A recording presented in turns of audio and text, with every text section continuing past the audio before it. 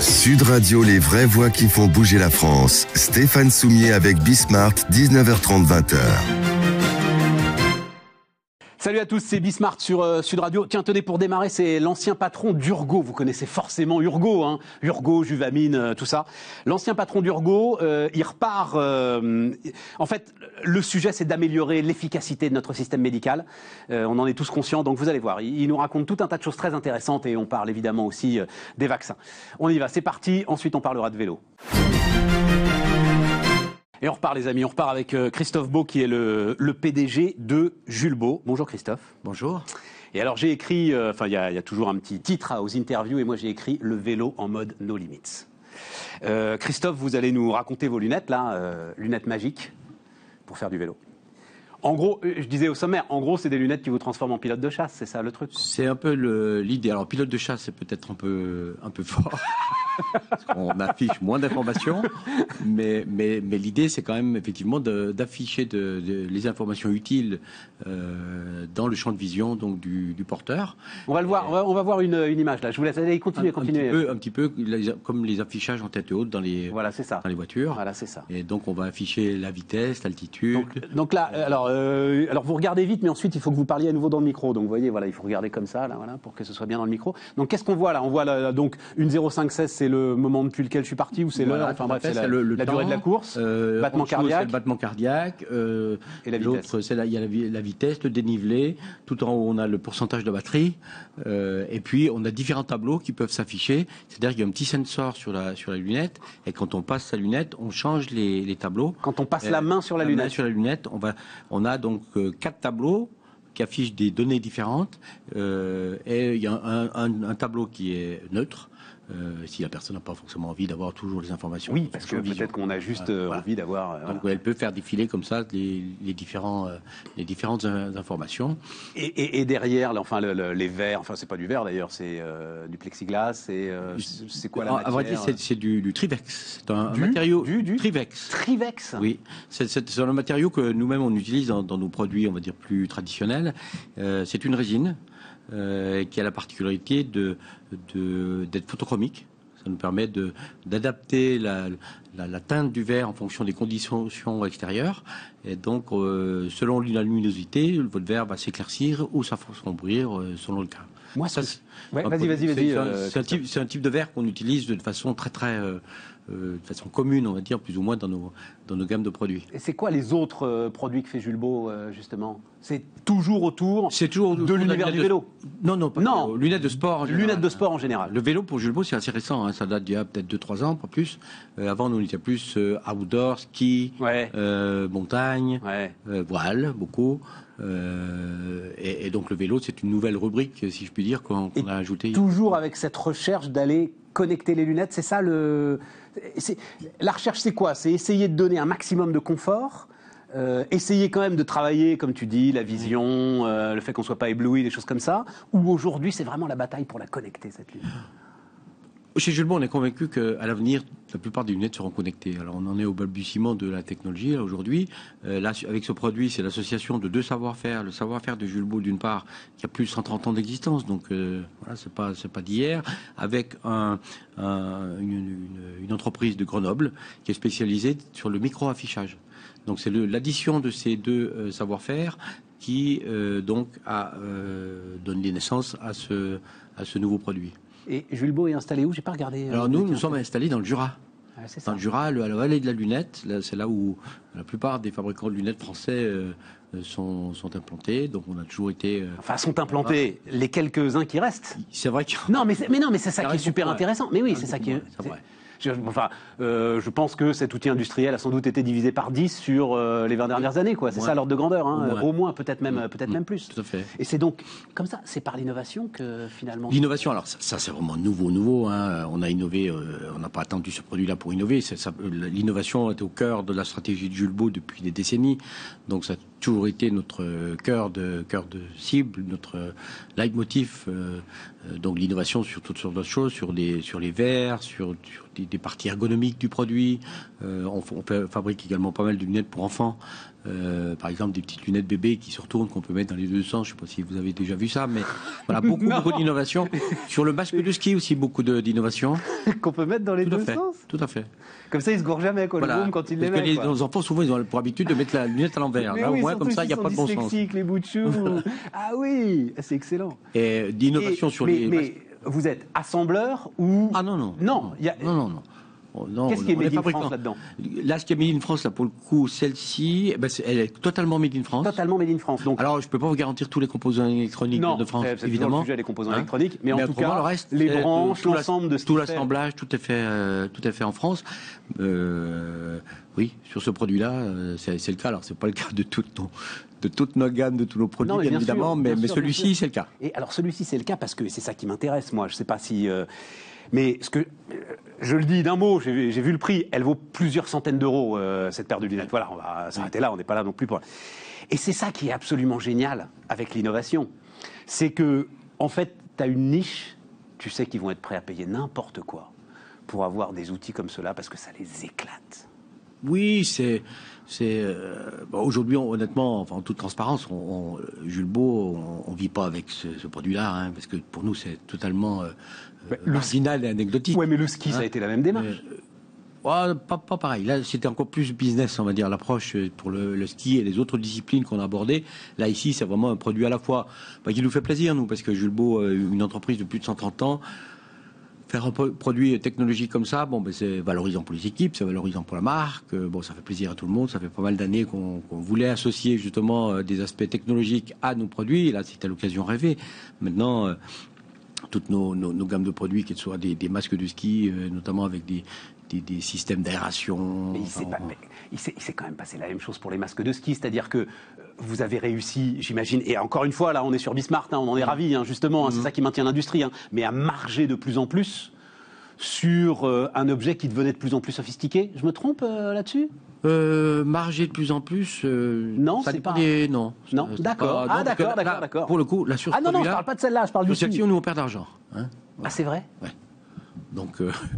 Alors, on n'en vend pas beaucoup, ça va. Il faudrait qu'elle vaille 1000 euros, en fait. Il faudrait en faire un smartphone, quoi. Ça deviendrait imvendable. Donc, mais on en est au balbutiement, c'est pas le souci. Là, aujourd'hui, c'est pas le problème. Là, aujourd'hui, on en est vraiment qu'au début. Je pense que c'est le début d'une longue histoire. Donc, il vaut mieux être dans le train dès le début.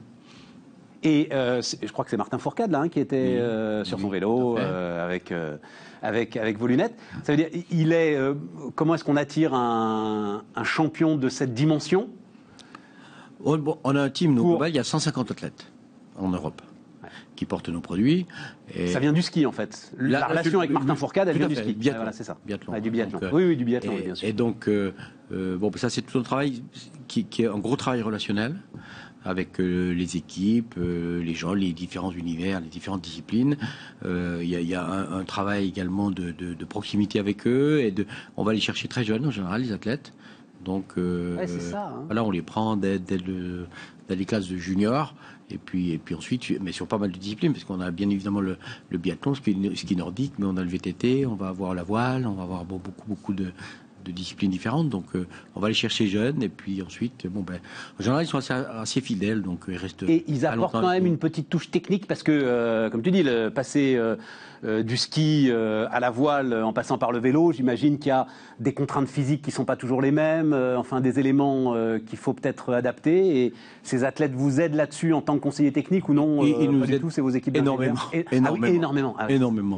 C'est vraiment une source d'inspiration pour toutes les équipes chez nous de développement et de design et autres. Et puis de fierté. Et régulièrement, on organise des tables rondes comme ça par discipline, là encore, où on va poser les produits sur la table, les nôtres, ceux de la concurrence. Ils nous font part de leurs souhaits, de ce qu'ils aiment, ce qu'ils n'aiment pas. Et nos équipes de création, ils s'appuient là-dessus pour faire les produits derrière. C'est une des choses que les athlètes apprécient beaucoup chez Jules Beau, parce que c'est assez rare, ça. En général, souvent, on prend un athlète, on lui met la lunette sur la tête et voilà. Et je pense ça me fait penser à un autre équipementier qui, je crois, est lyonnais, je ne voudrais pas dire de bêtises, Babola pour le tennis. Et à un moment, en fait, ils ont bénéficié aussi Il y a deux grosses marques qui écrasaient le tennis et les raquettes, et à un moment, les gens en ont marre, quoi, en fait, et ils veulent des nouvelles marques. Et de la même manière, on sait tous que pour les lunettes sportives, il y a une grosse marque qui écrase le marché, hein, voilà. Et quelque part, ça vous sert finalement, non, d'avoir une alternative?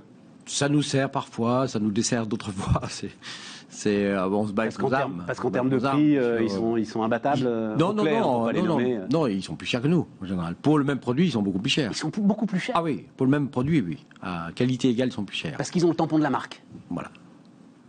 Donc, on se bat un peu là-dessus. On se bat également sur. Ça nous permet, nous, de développer. Je parlais tout à l'heure de la technologie des verres. Ça nous permet de mettre à disposition des verres super techniques avec des anti-buées, des photochromies, des choses qui sont très très performantes à des prix qui restent corrects, alors que ces mêmes verres chez Oakley, la lunette sortirait du marché tellement ça serait cher. Donc on se bat avec des... Et donc mon intuition est fausse, c'est-à-dire il n'y a pas sur le vélo, avec ce qui se développe aujourd'hui, une niche de marché avec un fort pouvoir d'achat et qui est prêt en fait à vraiment craquer pour des lunettes comme ça, qui sont des lunettes exceptionnelles. Comme tous les marchés, il y a de tout. Il y a beaucoup de gens qui vont faire du vélo avec les lunettes Decathlon aussi. Hein, donc voilà, des lunettes à 25 €. Donc, il y a de tout. Tout à l'heure, on parle il faut de tout pour faire un monde. Bon, c'est une belle histoire industrielle. Christophe Beau, donc le PDG de Jules Beau, était notre invité sur... Pierre Moustial, Loxera Capital Partners, le vélo maintenant. Le vélo, vous allez le voir en mode no limits. Des lunettes de vélo qui valent le prix d'une bague de fiançailles. Allez, dans un instant sur Sud Radio. Sud Radio, les vraies voix qui font bouger la France. Stéphane Soumier avec Bismart, 19h30, 20h. Et dernière partie donc de notre émission aujourd'hui avec Pierre Moustial. Bonjour Pierre. Bonjour Stéphane. Alors Pierre Moustial, vous avez dirigé Urgo pendant combien de temps, Pierre? 23 ans. 23 ans, 23 ans. Blague. Ça passe très vite, mais c'est 23 ans. Donc Urgo, tout le monde connaît Urgo. J'ai noté quand même là, à chaque fois c'est Juvamine, Humex, Mercurochrome. Voilà. Bon, ça a énervé quelques téléspectateurs, mais c'est très redoutablement efficace. Ah, tu veux dire le style de pub? Il y a un petit peu de répétition. Juvamine. Oui. C'est l'agence business, ça, non? D'inspiration, mais après, on avait un peu internalisé le savoir-faire. Non. Si. Mais tu as raison, c'était l'agence business au départ. Au départ? Ouais, au départ. Et donc vous leur avez piqué toutes leurs idées et ensuite vous avez dit on va le faire nous-mêmes. Il y a un peu d'inspiration, mais on a fait beaucoup de choses par nous-mêmes et on a développé une nouvelle méthode. L'agence business, c'est eux qui faisaient, c'est vraiment, j'ai 8 secondes pour vous dire que la barre ovomaltine, c'est de la dynamite. Et il faut répéter le produit. Et ils avaient été au bout, juste une petite incise, parce que j'adore ça, sur, je ne sais pas si vous vous en souvenez, la pub du comté. Et donc l'idée, c'était la notion de temps. Eh bien, vous faites compter. Voilà. Ouais. Et vous avez la notion de temps et vous répétez le produit, emballez. C'est formidable, c'est la chance des PME d'avoir des marques de niveau international, voilà, avec des notoriétés à 85%. Enfin, PME, tu rigoles. Urgo, c'était quoi le chiffre d'affaires? Ça commençait avec une PME. Quand je suis arrivé, c'était 29 millions d'euros. Et quand je suis parti, c'était 720 millions d'euros. Donc c'est de la PME à la grande entreprise, on va dire. C'est ça. À l'entreprise de taille. Ce qui nous manque en France. De ce passage de la TPE à la PME à la grande entreprise. Et s'il fallait une clé, ou deux clés qui ont fait que Urgo y est arrivé quand tant d'autres n'y arrivent pas. Alors, il y a, à mon avis, au-delà du financement, dont on parlera peut-être plus tard, qui est quand même un point important, il faut avoir des financements appropriés, parce qu'il y a des moments, il y a des prises de risques, il y a des sauts, un peu des sauts quantiques, quand on fait une usine, quand on fait une force de vente, quand on va aux États-Unis, là, il faut des financements. Mais au-delà de ça, je pense qu'on a besoin... Les financements, c'est les banques qui te les ont apportés parce que tu délivres des résultats. Alors, soit c'est simple. Non, c'est pas si simple que ça, parce qu'au départ, il faut créer de l'autofinancement. Et donc le problème de la France, c'est qu'on ne sait pas bien jouer sur notre propre marché national, dans la santé, parce qu'on n'a pas un accès aussi facile que ça au remboursement. Il faut des années quand les Anglais ont des jours, voire des semaines. Tu me donnais, c'est toi, dans une des interviews qu'on avait faites ensemble, qui me donnait un chiffre foudroyant. C'était la règle des 3-3-3. Il faut 3 jours en Allemagne pour être remboursé, 3 mois en Angleterre et 3 ans en France. Alors, moi, j'ai créé l'association MedTech in France. Pour être remboursé? Non, pas pour être remboursé, pour mettre un produit sur le marché. Non. Alors, il y a deux choses. Il y a l'enregistrement, c'est ce qu'on appelle le marquage CE. C'est quelque chose d'assez bien... c'est européanisé, on va dire. Mais ensuite, le remboursement, c'est une stratégie nationale. Et donc chaque pays a son propre système de remboursement et ses propres délais. Or, pourquoi les Américains et les Chinois sont forts? C'est qu'ils créent du muscle sur leur propre marché national. Pour être un champion du monde, je dis toujours, il faut déjà être champion sur son propre marché national. Ouais, c'est ça. Et ça a été, je pense, la chance d'Urgo. On a commencé à être très fort en France. Et puis ensuite, avec cet autofinancement, sans forcément emprunter, on a réussi à se développer dans des marchés internationaux. Mais il faut également, et je pense que c'est la deuxième recette, il faut un peu une ADN commercial et marketing. En France, on adore l'inventeur, on adore le médecin, ce qui est génial. C'est le héros. Ouais. Et ça suffit pas. Pour réussir, pour gagner, pour transformer une innovation en grande entreprise, il faut l'ADN commercial et marketing. Je crois que la phrase les ingénieurs sont le moyen le plus sûr pour se ruiner, je crois qu'elle vient de Marcel Dassault, non? Quelque chose comme ça. Probablement. Enfin. Oui, mais voilà, enfin c'est... Je la partage pas. Moi, j'ai une grande admiration pour les ingénieurs. Mais l'ingénieur sans le commerçant, Ouais, c'est ça. il faut les deux. Et ce qui est, alors pour le coup, là, surprenant, c'est que tu aies fait le truc pendant 25 ans. Parce que assez souvent quand même, hier, on avait un entrepreneur qui je disais peut-être que celui qui démarre n'est pas celui, en fait, qui a les épaules, les connaissances, le carnet d'adresses, tout ce qu'il faut pour justement franchir ce cap au-dessus des 100 millions d'euros de chiffre d'affaires, on va dire. Oui. Il y a des sauts, et on le voit très très bien dans les jeunes entreprises que, par exemple, nous, on veut financer. Les facteurs clés de succès, surtout dans la santé. Dans la santé, il y a deux mondes. Il y a le monde avant commercialisation et le monde après. Il est très séparé, contrairement à d'autres. Il n'y a pas le même continuum. Et donc, il y a 10 ans où il faut être exceptionnel dans la qualité, dans la recherche, dans la science, dans la clinique, dans le réglementaire. Et après, il faut basculer sur être exceptionnel dans l'international, le marketing et le commerce. C'est pas nécessairement les mêmes qualités. Ah, mais c'est pas du tout les mêmes qualités. Non. Et donc, toi, t'es Superman, là. Pas du tout. Non, mais moi, ou t'as su t'entourer au bon moi, moment. Je pars toujours sur des gens qui ont une base scientifique, des vrais ingénieurs, des vrais médecins. Et après, voilà, je fais l'étape suivante. Mais c'est important de faire comprendre à nos entrepreneurs. Toi, t'étais plus homme du marketing. Moi, j'étais plutôt finance, commerce et marketing, oui. Mais c'est intéressant, ça. Ouais. Mais c'est important. Parce que c'est ça qui fait effectivement et ce que dit à un moment la croissance exponentielle. Absolument. Et quand on parle à notre génial médecin français ou notre génial ingénieur français, il faut qu'il écoute ça. Il faut qu'il se dise à un moment donné, j'ai besoin de recruter. Et peut-être, si je vais aux États-Unis, qui est un marché encore complètement différent et beaucoup plus complexe, il faut avoir le courage de recruter quelqu'un qui va être cher mais expérimenté. Et c'est ça qui fera la différence. Comment juste une question comme ça, tu n'es pas obligé de répondre, mais ça m'intéresse d'avoir ton point de vue. Ce qu'on décrit partout comme le naufrage de la science médicale française avec l'échec du vaccin, l'échec de Sanofi, l'échec de Pasteur. Comment tu commences? Alors j'ai un jugement un petit peu plus mitigé. Je pense qu'il n'y a pas d'échec sur le plan scientifique. On a des recherches en France de très très grande qualité. L'ARN messager, c'est quand même Pasteur. On a une société Valnova qui fait. L'ARN messager, c'est Pasteur. Au départ, la science. Science. Le problème, c'est que c'est comme notre prix Nobel de chimie qui est en Allemagne, quoi. Enfin, ça nous fait une belle jambe de. Je suis d'accord. On pourrait citer plein de prix Nobel qui ont fait les découvertes scientifiques. Elles ont été reprises par les étrangers. Oui, mais pourquoi? Mais je savais pas. Ce qui nous a manqué, c'est le financement. Et Stéphane. Ne me dis pas que Sanofi manque de financement, c'est pas vrai. Non, mais ah bah oui, c'est ça pas le que sujet. Sanofi. Mais Sanofi, c'est Pasteur, c'est Sanofi, il manque de financement. Non, mais il y a d'autres biotech en France qui sont de grande qualité. Ce qui leur manque, c'est le financement. Stéphane Bancel, qui est le CEO de Moderna, il le dit. J'ai levé 3 milliards aux États-Unis. J'aurais pas pu l'élever en France. Oui, enfin, donc Stéphane Bancel, il dirige les Biomérieux. Je crois pas que Biomérieux ait des problèmes d'accès au financement aujourd'hui. Enfin, c'est une grosse boîte qui fait, je sais pas, 600, 700 millions d'euros de chiffre d'affaires, peut-être Biomérieux. Je parle sous oui, voilà, ça doit être à peu près ça. Bon, voilà, elles existent quand même, ces boîtes, elles sont là. Prenons le cas très concret. Tu crois pas? Moi, je lis des choses qui m'intéressent beaucoup sur notre principe de précaution, le problème qu'on a avec le risque, le problème qu'on a avec la gestion de l'échec, etc. Et c'est multifactoriel. Mais néanmoins, quand je regarde par exemple le marché de la health tech, qui est le marché sur lequel je vais investir et que je connais le mieux, la tech de la santé. La tech de la santé. Les chiffres sont cruels. 3 fois plus d'innovation en Europe et en France qu'aux États-Unis par million d'habitants. 9 fois moins de financement pour ce qu'on appelle les séries quand on investit dans la partie commerciale, une fois qu'on a passé les étapes cliniques. 9 fois moins pour 3 fois plus d'innovation. Comme disent les Américains, the math don't work. Ouais. Il y a un vrai problème. Ouais. Or, aujourd'hui, ces entreprises, qu'est-ce qu'elles font? Ou elles s'introduisent en bourse, mais le marché n'est pas assez liquide. J'aime bien en bourse, parce que c'est un peu ça aussi, c'est un peu l'image. Oui, c'est bien. Il n'y a jamais de lapsus par hasard. C'est bien. Ou alors, elles se vendent trop rapidement aux premiers Chinois, aux premiers Américains. Oui, mais ça, c'est à cause de la fragmentation du marché européen. C'est parce que tu dois déposer, j'imagine, 28 demandes d'autorisation de mise sur le marché pour avoir une échelle européenne sur ton procédé, même si c'est un procédé technique. Il y a de ça, mais il y a aussi des entreprises qui n'arrivent pas à lever de l'argent. et qui donc vont en bourse trop rapidement, avec trop peu de chiffre d'affaires, donc pas assez de prévisibilité, et des cours de bourse qui yoyotent au moins d'accident. Et donc aujourd'hui, il y a un manque de capital privé, ce que j'appelle le trou dans la raquette, entre ce qu'on appelle le early stage, donc les premières étapes où il y a de l'argent en France, le crédit impôt recherche, on trouve des fonds quand on fait du développement clinique en France, jusqu'à un certain stade, où il y a de l'argent quand les sociétés sont très mûres, quand elles sont rentables.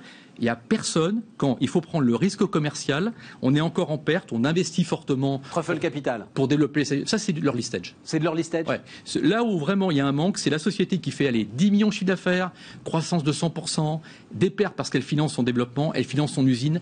Personne. C'est là qu'il faut investir. Parce que là, c'est la vallée de la mort. Et donc, c'est là que débarque. Et donc, juste pour refermer la parenthèse Sanofi, Pasteur, etc. et tout, pour toi, il y a pas. On va en parler justement. L'Oxera Capital Partners est là pour ça. À part les financements, il n'y a pas besoin d'une forme de remise en cause sur la façon dont aujourd'hui le pays a du mal à gérer la science, à gérer le progrès, à gérer, j'en sais rien, moi. Enfin, on a les faucheurs d'OGM, on a le refus de la 5G. Enfin, on a tout ça. Bien sûr. Il y a tout ça, mais je crois beaucoup à ce que j'appelle l'effet Spoutnik. C'est quand les Américains ont vu que les Soviétiques avaient pris de l'avance.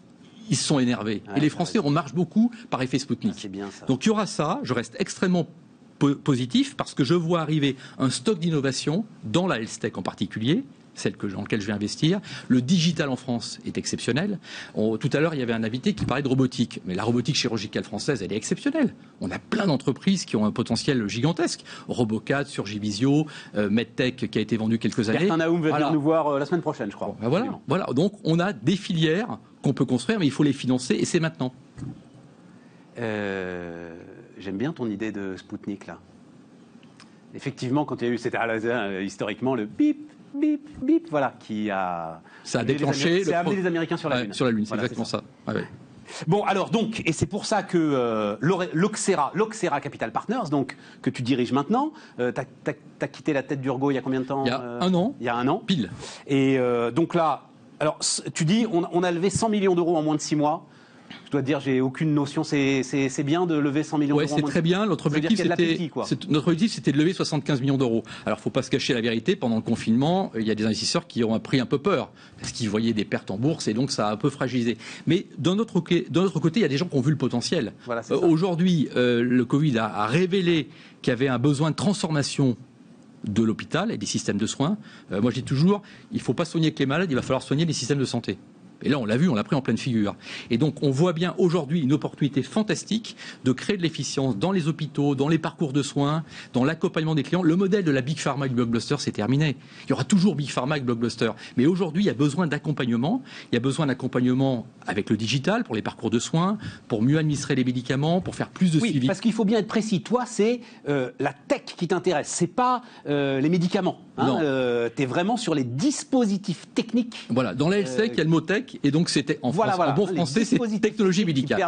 Technologie médicale. Et c'est robotique chirurgicale, objets connectés, organes artificiels imprimés en 3D. C'est aujourd'hui, c'est maintenant. Au départ, quand les gens étaient très riches dans l'ancien temps, avant les opérations, ils entraînaient les chirurgiens sur des cadavres. Ils s'achetaient un cadavre pour s'entraîner, pour être certain que les gestes soient bien répétés. Aujourd'hui, on a un tout petit peu évolué quand même. Et donc, on est capable de reconstituer des organes pour faire ou de l'entraînement académique, de la formation, ou bien également pour préparer une opération un peu compliquée. Ah oui, d'accord, mais pas pour nous les mettre dans le corps encore aujourd'hui. Pas encore. Il y a Carmat qui doit faire des choses fantastiques. Oui, on ne remplace pas encore tous les organes, mais ça viendra. Carmat, justement, j'avais beaucoup discuté avec l'ensemble de ceux qui étaient d'ailleurs à l'époque à la tête de Carmat sur la mise en bourse d'une société comme Carmat. Et effectivement, c'est quelque chose de très compliqué, très dangereux. Tu as des à-coups. Mais ils disaient qu'ils n'avaient pas trop le choix. Non, mais c'est ce qu'on disait tout à l'heure. C'est ça, tout à fait. Aux États-Unis, on sait qu'il ne faut pas introduire en bourse avant 20 millions de dollars. C'est une règle un peu.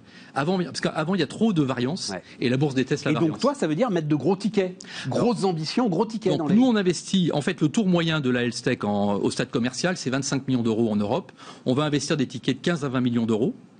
Ce qui va permettre justement de financer l'outil industriel et surtout la stratégie de développement international. Et en particulier, il ne faut pas se cacher les choses. Pour être un leader mondial, il faut réussir sur le marché américain dans la health tech. Parce que la taille du marché américain aujourd'hui, et va le rester encore un certain temps, c'est 35% en moyenne, mais dans les produits très innovants, c'est souvent 60, 70, 80%. Et donc, aller sur le marché américain, c'est encore une autre dimension en termes de prise de risque. Et là, les financiers, ils ont toujours un tout petit peu peur. Parce que là, il faut investir sur des forces de vente, sur des accès au marché, sur des coûts cliniques. Enfin, tout est un facteur de 3 fois. Donc, quand ça marche, you win big, comme disent les Américains, mais on ne peut pas y aller en bricolant. Mais, et là, ton expérience, parce que on ne le sait pas, mais c'était au Texas que Urgo avait racheté... Fort Worth. Ah, mais oui, mais je m'en souviens, parce que ça avait été... Pour nous, justement, ça avait été un petit choc. Voilà, bim, le TI là qui ça a tout transformé. Ça a transformé Urgo. Parce qu'une petite acquisition de 15 millions de dollars, à l'échelle des États-Unis, c'est tout petit, mais 40% de croissance par an, au bout de 5 ans, c'est quasiment 100 millions d'euros. Donc il y a un effet chiffre d'affaires, bien sûr, mais il y a un effet d'entraînement, il y a un effet de, comment dire, ça fait grandir une entreprise. Bien sûr, et puis de fierté, et puis d'attractivité. D'attractivité, oui, absolument. Oui, absolument. Et toi, tu apprends à ce moment-là le fonctionnement d'un marché qui est quand même un marché particulier.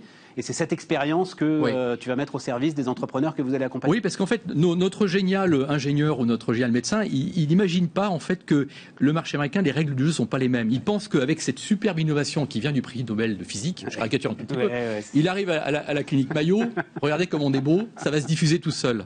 Non, c'est là où les emmerdes commencent. Il faut vraiment c'est un marché de scale-up où les règles du jeu ne sont pas uniquement l'innovation médicale, mais c'est aussi la capacité en fait à avoir une rentabilité économique pour les acteurs locaux. Le marché américain, c'est pas l'hôpital français.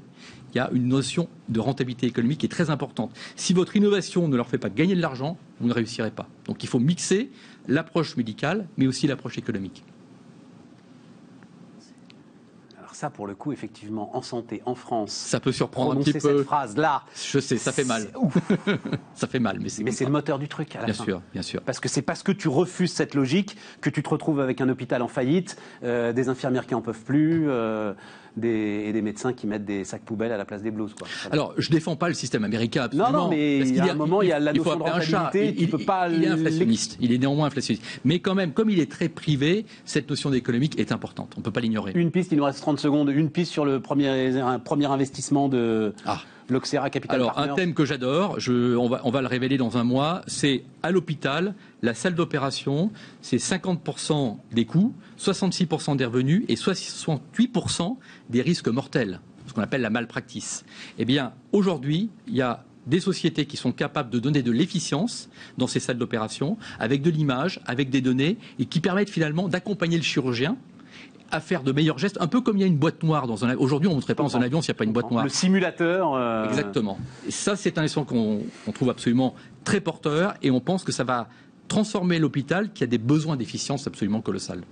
Pierre Moustial était notre dernier invité du jour, l'Oxera Capital Partners. Les amis, on se retrouve demain sur BIS. Comment il s'appelle? Ah oui, Pam Pam. Christophe Beau, donc le PDG de Jules Beau. On se retrouve demain sur Sud Radio. Sud Radio, les vraies voix qui font bouger la France. Stéphane Soumier avec Bismart, 19h30, 20h.